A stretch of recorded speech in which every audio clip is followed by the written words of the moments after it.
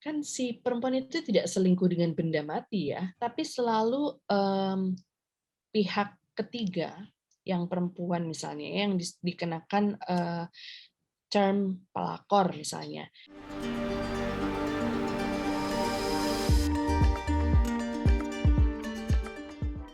Video ini didukung oleh Lentera Sintas Indonesia, organisasi yang berfokus pada kekerasan seksual di Indonesia.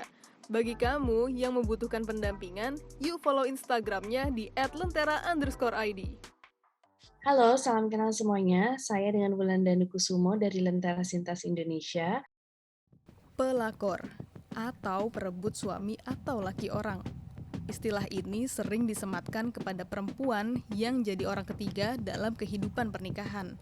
Kayak isu perselingkuhan yang lagi viral di media sosial belakangan ini nih. Mulai dari artis hingga pejabat. Tapi kita nggak ngebahas mereka loh ya.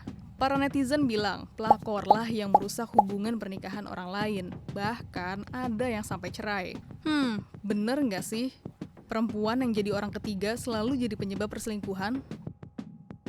Selingkuh menyembunyikan sesuatu untuk kepentingan sendiri, yang mana salah satu pasangannya punya hubungan dengan orang lain.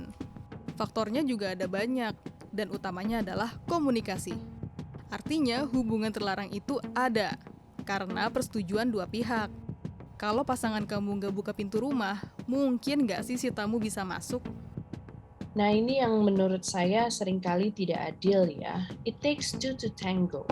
Tapi selalu pihak ketiga yang perempuan misalnya yang dikenakan term pelakor misalnya. Kan si perempuan itu tidak selingkuh dengan benda mati ya, tidak selingkuh dengan guling atau bantal atau tiang listrik. Ini kan pasti ada sebuah mekanisme hubungan yang sifatnya resiprokal, bertimbal balik. Jadi alangkah tidak adilnya ketika kemudian yang dititik beratkan kesalahannya hanya kepada pihak si orang ketiga. Iya, bahwa dia bisa bilang tidak dan sebagainya terhadap ajakan perselingkuhan itu betul. Tapi apakah kemudian si pria yang mengajak berselingkuh ketika ditolak oleh satu perempuan akan berhenti sampai di situ dan tidak akan mencari penyelesaian gap itu dengan mencoba kepada orang lain? Itu kan juga menjadi pertanyaan kan. Jadi kembali lagi, tidak seharusnya beban stigma itu ditempatkan kepada hanya satu pihak, karena perselingkuhan itu adalah a matter of two people. Jadi yang harusnya menanggung beban tanggung jawab itu adalah kedua pihak yang terlibat dalam proses perselingkuhan tersebut.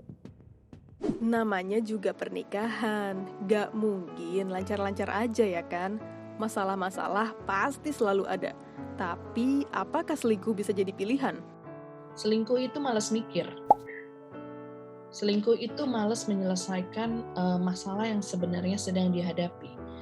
Karena menyelesaikan masalah itu adalah sebuah proses yang membutuhkan effort, kedewasaan, dan everything that you promise your spouse, pasangan, segala sesuatu yang kita janjikan kepada pasangan kita di awal kita memulai komitmen.